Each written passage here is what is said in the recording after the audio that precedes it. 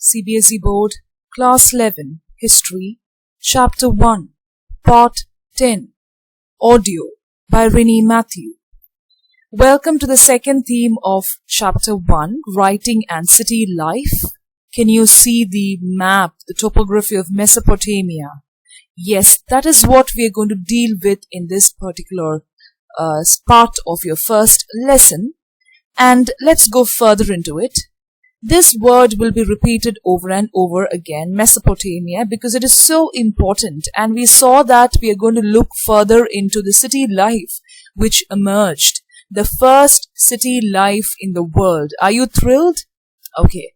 So Mesopotamia, everything began with Mesopotamia, the land between the Euphrates and the Tigris. These two rivers are really, it is a great, they are two great rivers which gives a lot of fertilization and very, very blessed rivers of the world. And it is now part of the Republic of Iraq. For you to understand the geographical location, they have given you this. And this is a civilization which is known for its prosperity, city life, and also the great amount of rich literature and its mathematics and astronomy. It is not just human life, but when archaeology is studied, when it is studied as a branch, students will be asked to research into this particular civilization, one of the oldest civilization of the world history. Mesopotamian civilization, known for all these things, for its prosperity. And what is the meaning of this word? Mesopotamia is derived from the Greek word mesos, which means middle, and potamus, meaning river. And as we can see, it is located between the two rivers, the blessed rivers, Euphrates and Tigris. And there was a writing system which was followed in Mesopotamia, and that spread to the East Mediterranean, northern Syria and Turkey after 2000 BC. So, this is before Christ BC, and so that the kingdoms of that entire region were writing to one another. So these regions, when they came to know about writing system, we saw that human beings started communicating through calls and gestures in the previous audio. So now it is like these three places had all the privilege to write to one another, even to the Pharaoh of Egypt, that is the king of Egypt, in the language and script of Mesopotamia. So now we are going to explore the connection between city life and writing. And we are also looking at the outcomes of these kind of tradition of writing and how did it progress. So in the beginning, it is recorded in history that the urbanized south, that is the southern part of Mesopotamia, was known as Sumer and Akkad. Okay. So this is the timeline which is given here. You have to take note of this timeline.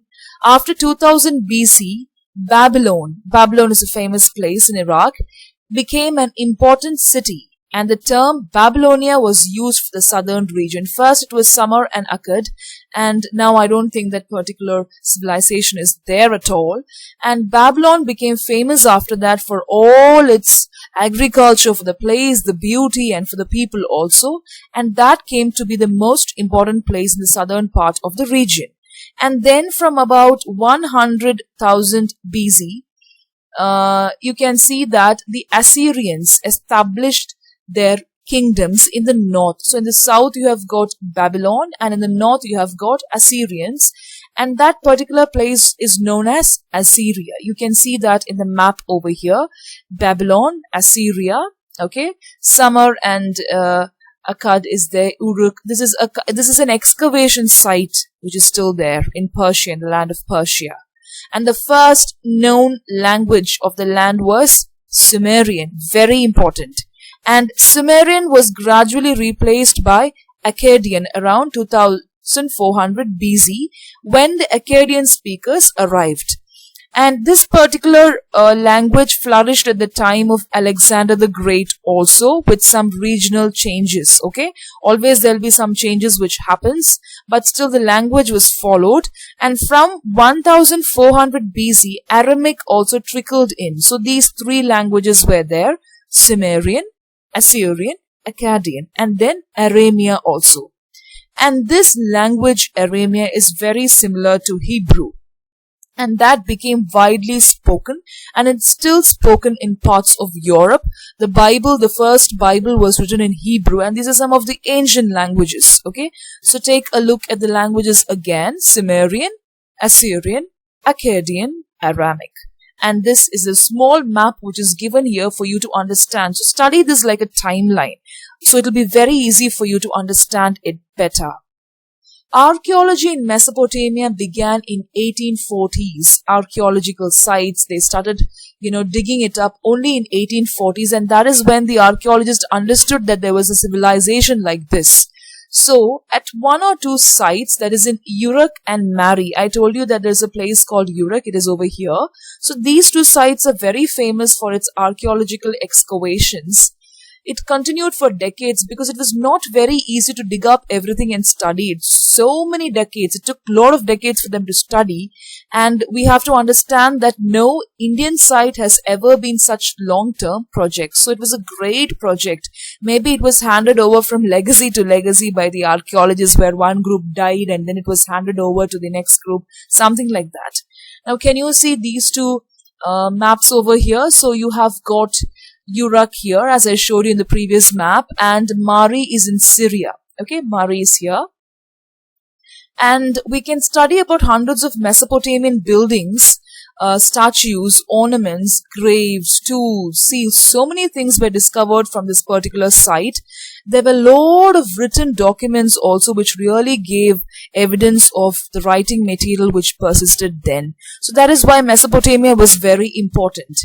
And Mesopotamia is a very important site even in the Bible. You know that the Bible is divided into two parts, the Old Testament and the New Testament. New Testament gives a lot of importance to Jesus Christ. The appearance of Jesus Christ is there. And in the book of Genesis, you know that Bible is divided into two parts, and each part is divided into different books. The first book in the Old Testament is Genesis. There is a reference to a place called Shimmer, and Shimmer is actually the name which is given to Sumer. We saw Sumer and Akkad, right? So it is actually Shimmer which comes in the Old Testament world. It is somewhere here. I've put a map of the Old Testament map, the world here, and it is a land of brick-built cities. Very important point. And travelers and scholars of Europe, they looked on Mesopotamia. Mesopotamia was looked upon as an ancestral land. It is like people just wanted to visit this particular place for its archaeological importance. And people really wanted to prove the literal truth of the Old Testament, to really check if the Bible is true, and such kind of attempts were there. I will explain about this in detail. There is always two meanings that is all found in literature. That is, one is literal truth and the other one is metaphorical truth. So we will look into it in detail. So people really wanted to find out the truth behind what is written in the Old Testament. And so many people with a lot of enthusiasm, especially in mid-19th century, wanted to explore the ancient past of Mesopotamia. And a British newspaper also funded an expedition to find out more about a stone, a tablet, which narrated the story of flood that was found in the Old Testament. I hope you're familiar with the story of the flood that is given in your textbook also. There was a man called Noah, and he was only preserved from the flood when God destroyed the whole world with flood. Now, there are two meanings I told you that we find for anything. One is the direct meaning, that is the literal meaning. When I write a particular sentence and when you try to decode it, it is a direct meaning that you can get from a sentence. There is another meaning known as indirect meaning or metaphorical meaning. Now, it is told in the Old Testament that the whole world was destroyed by water. There was water chaos for all the evil of the world. So when the people studied further, or when they started studying about it, they understood that the world was not at all destroyed by the flood. And soon they realized that most of the things which was discussed or written in the Bible was not literally true, but it doesn't mean that there's no truth. They were just ways of expressing memories about important changes in history. It is like metaphorical meaning. So when it is written that there was a great flood on the earth, it is a kind of depiction of God's grace and love to this world. And there was a lot of evil in those days where God wanted to just destroy with water chaos and put an end to all the destruction and the evil in this world. So it's a kind of metaphoric meaning or indirect meaning which is given to this particular portion in the Bible. So people understood that you cannot take everything literally. Especially the Old Testament, it was not known for its literal meaning, but metaphorical meaning which really conveyed a lot about God and His activity. Okay, so archaeological techniques became very sophisticated and it was really refined. Only expert people could study deeper, and they had to take the help of so many people like anthropologists, ethnographists, and all these people. And what is more important is attention was directed to different questions, including reconstructing the lives of ordinary people. We saw that life of people was reconstructed by the archaeologist. And when they went to find out the literal truth behind the Bible, they slowly started disowning it. They did not have much interest in it later.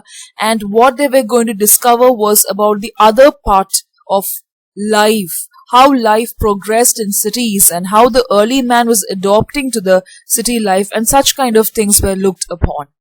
Mesopotamia and its geography is very important. Look at the map which is given here. It's a different map which is given in your textbook. You can refer either one of them. Now, Iraq is a land of diverse environment. Lot of diversity is there in the environment, the topography. What is meant by diversity in topography is in the northern part lies green undulating plains. It's really green in the northern part of Iraq, and it gradually rises to tree-covered mountain ranges with lot of streams and flowers with enough rainfall to grow crops. So what they're trying to tell you is this particular part of Iraq is really fertile and it is populated with streams and wild flowers. Which part? The northern part. And agriculture began between 7000 and 6000 BC. In the north, I told you about a grassland, a stretch known as, steppe, where animal herding also takes place, and people had better access to agriculture because of its topography. Just now I told you it's covered with trees and undulating plains and greenery. So because of that, it had an access to agriculture, and rain was also there. After the winter rains, sheep, goat fed on the grasses and low shrubs that grow here. So lot of access was there to such kind of things.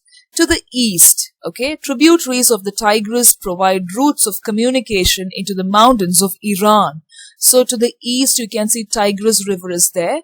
So it gives an access of communication over to Iran. So this is the eastern part of it. Northern part is really fertile and eastern part is there, which helps in communication with Iran. For example, the trade routes were open. South is a desert, and that is where the first cities and writing emerged. So look at this particular map. South is a desert. There is nothing. It's so plain, but there the first writing emerged. And this desert could support cities because the rivers, the Euphrates and Tigris, are so fertile. It is rich in northern mountains and carry loads of silt, that is fine mud. So because of the blessed Euphrates and Tigris, it was able to provide the whole region. That is why I told that these two rivers are blessed.